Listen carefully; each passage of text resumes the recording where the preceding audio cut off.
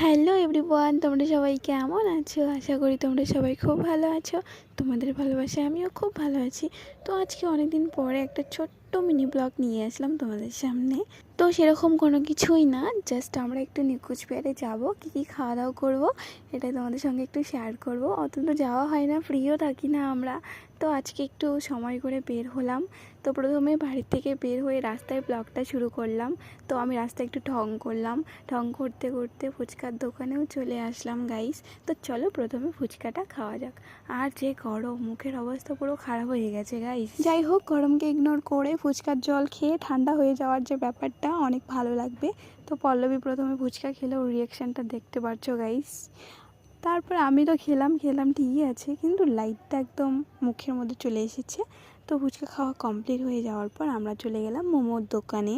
তো মোমোর দোকানে ফাঁকাই ছিল, তাও আমরা অনেকক্ষণ বসেছিলাম গাইস, কারণ মোমোটা নাকি তখনই বানিয়েছিল, তো স্টিম করতে অনেকক্ষণ লাগবে। তার জন্য অনেকক্ষণ পরে বসে থাকার পর মোমো দিয়ে গেল। তো আমাদের এই দোকানের মোমোটা অনেক টেস্টি লাগে, তো এই দোকানে আমরা সবসময় মোমো খাই। আর আমরা এমনিতেও দুজনই মোমো লাভার গাইস। তো তোমরা কে কে ভালোবাসো একটু কমেন্ট করে জানিও। তো মোমো খাওয়া কমপ্লিট হয়ে যাওয়ার পর আমরা চলে গেলাম আইসক্রিম নিতে। সবার শেষে আইসক্রিম না খেলে একটু কীরকম হয়ে যায় না ব্যাপারটা। এত ঝাল ঝাল খেলাম, একটু মিষ্টিমুখ তো করতে হয় গাইস। তো দুজনেই দুটো চকলেট ফ্লেভারের আইসক্রিম নিয়ে নিলাম। তো আমরা এখন আইসক্রিম খেতে খেতে বাড়ি যাই। তোমরা ভিডিওটাতে একটু লাইক কমেন্ট শেয়ার করে দিও ভালো লাগলে।